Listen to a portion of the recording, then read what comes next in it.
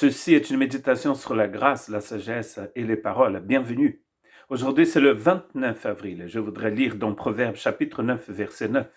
Donne au sage et il deviendra plus sage. Instruis le juste et il augmentera son savoir. Nous sommes en train de parler du repas, du banquet qui a donné la sagesse et l'invitation que cette sagesse a fait à tout homme de venir et manger à sa table.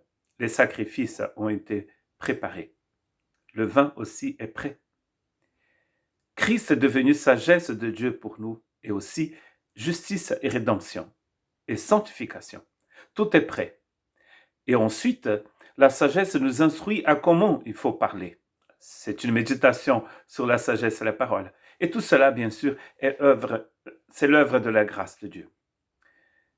Donne au sage, il deviendra plus sage. Instruis le juste, et il augmentera son savoir. C'est très important de mesurer ces paroles, car le sage est celui qui se tait, nous avons vu ces derniers jours. Mais parfois, le Seigneur nous envoie comme agent de la réconciliation. Nous avons vu ça il y a 2 jours à peu près. Et nous devons donc ouvrir notre bouche et parler, et dire ce qu'il faut être proclamé. Proverbes chapitre 15, verset 23, on éprouve de la joie à bien répondre et qu'une parole dite à propos est agréable. C'est ça le secret. Ce sont des paroles dites à propos. C'est-à-dire que nous allons parler quand il faut, vraiment. Il y a des moments où il ne faut pas parler. Mais il y a des moments où il faut vraiment parler. Et là, c'est une bénédiction parce que la parole a été dite à propos.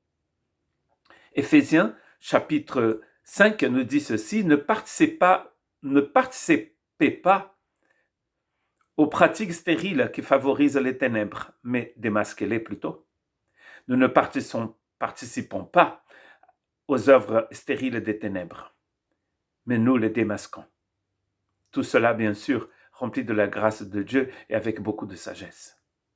Car nous n'avons pas à lutter contre le sang et la chair, nous dit Éphésiens chapitre 6, mais contre les esprits mauvais dans les lieux célestes. Notre lutte est contre le diable. Et quand nous parlons contre les ténèbres pour les démasquer.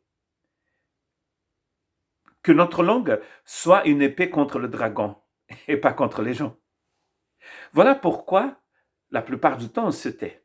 Mais quand il faut, cette épée sort de notre bouche inspirée par le Saint-Esprit et nous démasquons les œuvres des ténèbres. Et nous proclamons en même temps les paroles de sagesse, les paroles de grâce, les paroles de vie éternelle que le Seigneur a mis dans notre cœur. Car la bouche parle de la plénitude du cœur.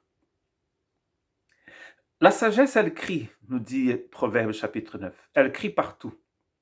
Là où il y a des gens, elle crie. Et qu'est-ce qu'elle crie? Elle crie les paroles de vie éternelle. Elle crie les paroles de grâce qui sortent de la bouche du Seigneur.